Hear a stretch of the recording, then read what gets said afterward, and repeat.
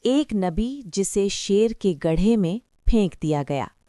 یہ کہانی حضرت دانیال کی ہے، جب بابل کے بادشاہ دارا نے انہیں شیر کے گڑھے میں ڈالنے کا حکم دیا۔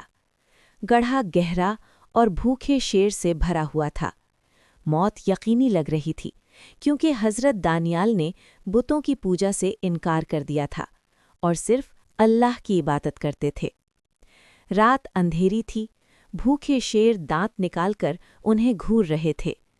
ہر سانس موت کا پیغام لے کر آ رہا تھا۔ حضرت دانیال نے سر جھکایا اور دل سے اللہ کو پکارا۔ صبح ہوئی، کانپتے ہوئے بادشاہ نے پوچھا، اے دانیال، کیا تیرا خدا تجھے بچا سکا؟ آواز آئی، اللہ نے فرشتے بھیجے اور شیروں کے منہ بند کر دیے۔ شیروں نے حضرت دانیال کے پاؤں چاٹ لیے، دشمنی دوستی میں بدل گئی۔